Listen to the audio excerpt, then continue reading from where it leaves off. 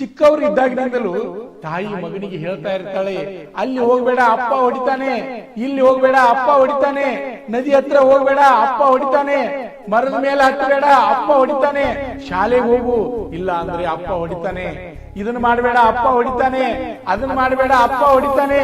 ಅವಾಗ ಮಕ್ಕಳು ಕೂಡ ಅಪ್ಪನಿಗೆ ಹೆದರುತ್ತವೆ. ಅಪ್ಪನ ಹೆದರಿಕೆಗೆ ಶಾಲೆಗೆ ಹೋಗ್ತೀವಿ, ಅಪ್ಪ ಹೊಡಿಬಾರ್ದಂತ ಅಭ್ಯಾಸ ಮಾಡ್ತೀವಿ. ಬರ್ತಾ ಅಪ್ಪನ ನಿರ್ಲಕ್ಷಿಸಿ ತಾಯಿಗೆ ಪ್ರೀತಿ ಮಾಡ್ತಾ ಹೋಗ್ತೀವಿ. ಮನಸ್ಸಿನಿಂದ ಅಪ್ಪನ ತೆಗೆದಾಕಿ ತಾಯಿಯ ಚರಣಗಳಿಗೆ ಸರ್ವಸ್ವವನ್ನು ಅರ್ಪಿಸ್ತೀವಿ. ಅಪ್ಪನಿಂದ 4 ಮೈಲ್ ದೂರನೇ ಇರ್ತೀವಿ. ಮಕ್ಕಳು ತಾಯಿ ಬಗ್ಗೆ ಹಾಡ ಹಾಡ್ತಾರೆ, ಮಕ್ಕಳು ತಾಯಿ ಬಗ್ಗೆ ಕವನ ಬರೀತಾರೆ. ಆದ್ರೆ ಯಾವ ಮಕ್ಕಳು ತಮ್ಮ ಅಪ್ಪನ ಹಾಲಿನ ಕೆನೆ ಅನ್ನಲ್ಲ, ಗುಡಿಯ ಮೇಲಿನ ಗೋಪುರ ಅನ್ನಲ್ಲ.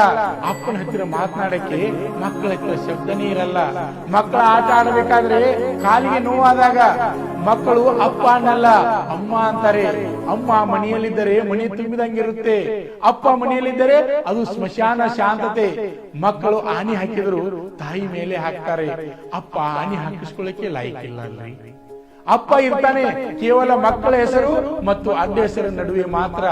ಮಕ್ಕಳು ದುರ್ಗಿಗೆ ದೇವಿ ಅಂತಾರೆ, ಭೂಮಿಗೆ ತಾಯಿ ಅಂತಾರೆ, ಭಾರತ ಮಾತೆಗೆ ತಾಯಿ ಅಂತಾರೆ. ಆದ್ರೆ ಅಪ್ಪ ಮಾತ್ರ ಈ ಭೂಮಿಯಿಂದ, ಈ ದೇಶದಿಂದ, ಮಕ್ಕಳ ಮನಸ್ಸಿನಿಂದ ಯಾವಾಗಲೂ ದೂರನೇ ಇರ್ತಾನೆ. ಅಪ್ಪ ಅಂದ್ರೆ ಬಹಳ ಕೆಟ್ಟವನು, ಅಪ್ಪ ಅಂದ್ರೆ ನಿರ್ದಯಿ, ಏನು ಕೊಡಿಸಿದವನು, ಕಠೋರ ಮನುಷ್ಯನವನಾಗಿರುತ್ತಾನೆ. ಅಪ್ಪ ಅಂದ್ರೆ ಮಕ್ಕಳ ಕನಸಿನಲ್ಲಿ ಬರುವ ಬಲೂನ್ ಮಾತ್ರ. ಅಪ್ಪ ಅಂದ್ರೆ ಹಣ ನೀಡುವ ಯಂತ್ರ ಅಷ್ಟೇ ಕೆಲಸ ಆದ್ರೆ ಆತನ ಉಪಕಾರ ಮುಗಿತು. ಹೀಗೆಲ್ಲ ಇದ್ರು ಯಾಕ್ರಿ ಅಪ್ಪ ಸತ್ತ ಮೇಲೆ ಮಕ್ಕಳ ಹೃದಯ ಕೂಗುತ್ತೆ, ಮಕ್ಕಳ ಕಣ್ಣಿನಲ್ಲಿ ನೀರು ಬರುತ್ತೆ? ಯಾಕ್ರಿ ಆ ಮಕ್ಕಳಿಗೆ ಅನಿಸುತ್ತೆ ಇಡೀ ಭೂಮಿನ ಕುಸಿದ ಹಾಗೆ? ಯಾಕ್ರಿ ಅನಿಸುತ್ತೆ ಆ ಮಕ್ಕಳಿಗೆ ನಾವು ಏನು ಕಳ್ಕೊಂಡಿವಿ ಅಂತ? ಯಾಕ್ರಿ ಅಳ್ತಾರೆ ಅಪ್ಪ ಸತ್ರೆ? ಯಾಕ್ರಿ ಹೆದರುತ್ತೆ ಆ ಜೀವ? ಅಪ್ಪ ಹೋದ ಮೇಲೆ ಕತೆ, ಕಾದಂಬರಿ, ಕವಿತೆ ಎಂದಿಗಿರದ ಅಪ್ಪ ಪ್ರತ್ಯಕ್ಷ ಇರದೇ ಇದ್ದಾಗ ಯಾಕ್ರಿ ಹೀಗೆಲ್ಲ ಮಕ್ಕಳಿಗೆ ಅನಿಸುತ್ತೆ? ಗೊತ್ತಿರ್ಲ್ರಿ, ಕಣ್ಣು ಮುಚ್ಚಿ ಪ್ರೀತಿ ಮಾಡೋರನ್ನ ಪ್ರೇಯಸಿ ಅಂತಾರೆ, ಕಣ್ ತೆರೆದು ಪ್ರೀತಿ ಮಾಡೋರನ್ನ ಗೆಳತಿ ಅಂತಾರೆ, ಕಣ್ಣು ಪಿಕ್ಕಳಿಸದೆ ಪ್ರೀತಿ ಮಾಡೋರನ್ನ ಪತ್ನಿ ಅಂತಾರೆ, ಮತ್ತೆ ತನ್ನ ಸ್ವಂತ ಕಣ್ಣುಗಳು ಇರುವವರಿಗೆ ಪ್ರೀತಿ ಮಾಡೋರನ್ನ ತಾಯಿ ಅಂತಾರೆ.